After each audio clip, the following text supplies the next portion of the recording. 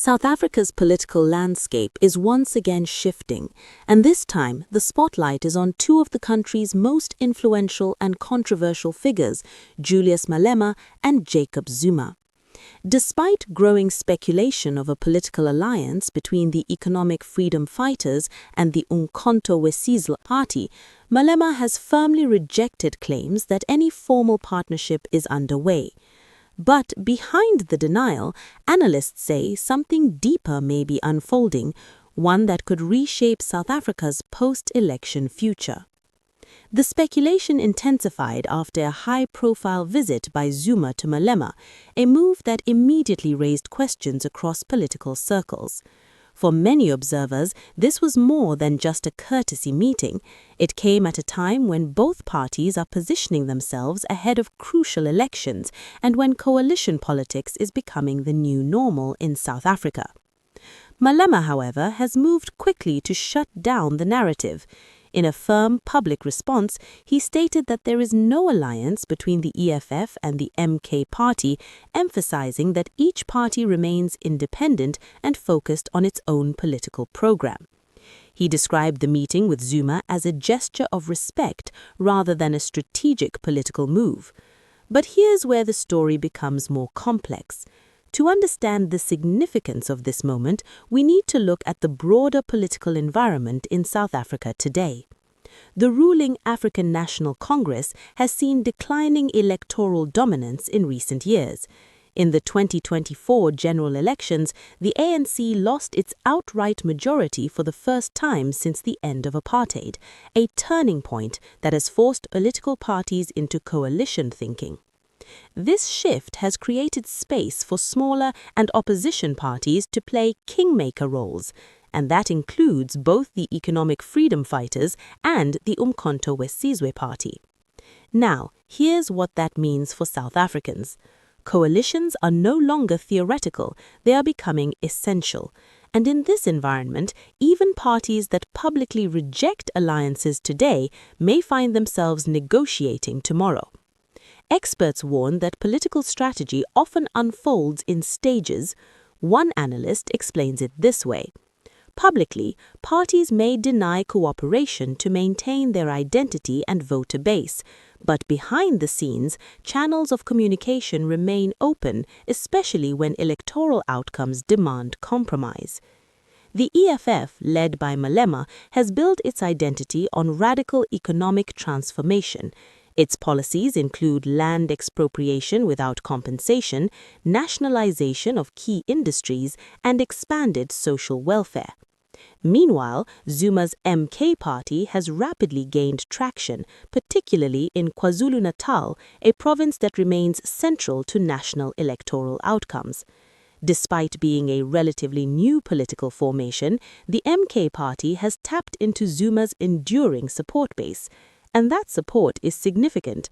Analysts point out that Zuma still commands loyalty among millions of voters, particularly those disillusioned with the ANC. So, could these two forces work together? On the surface, Malema says no, but political analysts are far less certain. One expert notes, the ideological overlap between the EFF and the MK party is not as wide as many assume, but their shared opposition to the ANC's current leadership creates potential common ground. Another analyst adds, post-election cooperation does not require a formal alliance. It can take the form of issue-based voting, confidence agreements, or coalition arrangements at provincial or municipal level. This brings us to a key concept in modern South African politics, post-election cooperation. Unlike traditional alliances, this type of cooperation happens after votes are counted. Parties negotiate power-sharing agreements, cabinet positions, or policy concessions in exchange for support. And in a fragmented political system, this can determine who governs. Let's break that down further. If no single party wins a majority, smaller parties gain leverage. They can decide which larger party forms government and on what terms. This is already happening in several municipalities across South Africa, where coalition governments have become unstable but unavoidable. Experts warn that this kind of political environment comes with both opportunities and risks. On one hand, it allows for more inclusive government. On the other, it can lead to instability if agreements are weak or driven by short-term interests. Back to Malema and Zuma, their political history adds another layer of complexity. Malema was once a staunch ally of Zuma during his time in the ANC, but their relationship later fractured, leading to Malema's expulsion from the party and the formation of the EFF. Now, years later, the possibility of renewed political alignment, even informal, is drawing intense attention. Opposition voices are also weighing in. Some argue that any cooperation between the EFF and MK party could consolidate opposition power against the ANC. Others warn that such a partnership could deepen political polarization. Civil society groups, meanwhile, are calling for transparency. One governance analyst states, "Voters deserve clarity. If parties are considering cooperation, they should be honest about it. Democracy depends on informed choices." Here's what that means for everyday South Africans.